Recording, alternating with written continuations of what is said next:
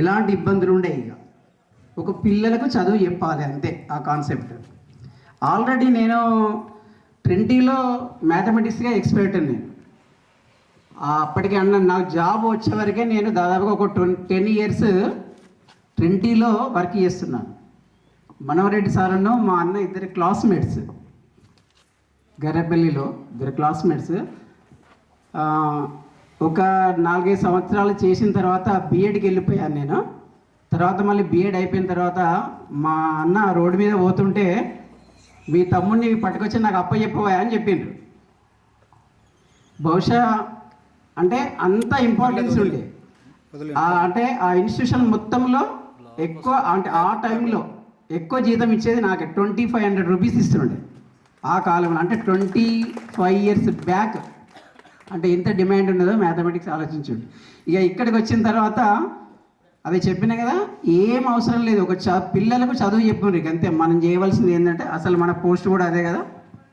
కాబట్టి మేము వచ్చిన తర్వాత అప్పుడు ఇక ఆగే సార్ కూడా మాతోటి దాదాపుగా యాజ్ ఏ స్కూల్ అసిస్టెంట్, మేమేమో ఎడ్జిటీలం. ఇక కొత్తగా నౌకరు వచ్చిన తర్వాత ఎలా ఉంటుందంటే చాలా అంటే కష్టపడ్డాం కూడా. అట్లా కష్టపడ్డాం. ఈ చుట్టుప్రక్కల మొత్తం వెన్నంపల్లి నుండి దాదాపుగా ఒక 60 మంది పిల్లలు మంగపేటకు వస్తారు. వెన్నంపల్లి నుండి రౌఫ్ సార్ వాళ్ళు ఉండ్రి.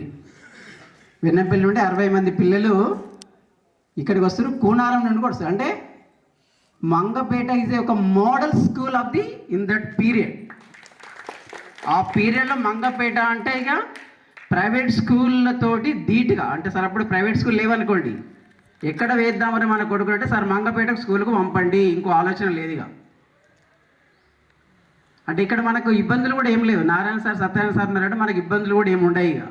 వాళ్ళు మొత్తం చూసుకుంటారు. ఇప్పుడు మేడం అన్నది కృష్ణార్జునుల మేడం, ఎస్ కృష్ణార్జునులు ఇద్దరు. అంటే ఏదైనా ఏ అంశమైనా కూడా ఇద్దరు విచారించుకొని పిల్లలకు లాభం అయ్యేటట్టు మన దగ్గర పనిచేసే మమ్మల్ని కూడా పిల్లలుగా భావించి వాళ్ళకి ఏమి ఇబ్బంది కావద్దు, మన ఊరు నుండి మనకి ఏమి ఇబ్బంది కావద్దు, అట్లా వాళ్ళు మనకు చాలా సహాయం చేశారు. I'm very thankful to you sir మీకు.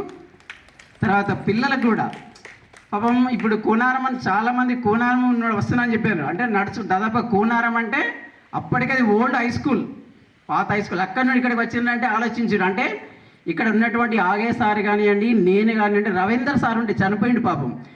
యాక్చువల్గా ఇంగ్లీష్ ఎంత ఎక్స్పర్ట్గా చెప్తాడు తెలుసా, చాలా బాగా చెప్తాడు ఎక్స్పర్ట్. ఆయన దగ్గరికి మనం ఇంగ్లీష్ నేర్చుకునేందుకు పోతే ఖచ్చితంగా మనకి ఇంగ్లీష్ వస్తుంది. అంటే అలాంటి 97 బ్యాచ్లో అలాంటి స్టాఫ్ ఇక్కడికి వచ్చింది. It is a model school of the Mangapet, Srirampur మండల్లో. ఇక పిల్లలు చెప్తారా, పిల్లలైతే రెగ్యులర్గా స్కూల్కి వస్తారు. కాకపోతే మా తరఫున అంటే జనరల్గా ఏంది, అప్పుడు చదువుకునే పిల్లలు, సార్లు చెప్పే టీచర్స్, వాళ్ళందరూ కూడా ఎట్లా ఉండే ఉద్దేశం అంటే పిల్లలకి ఎంతో కొంత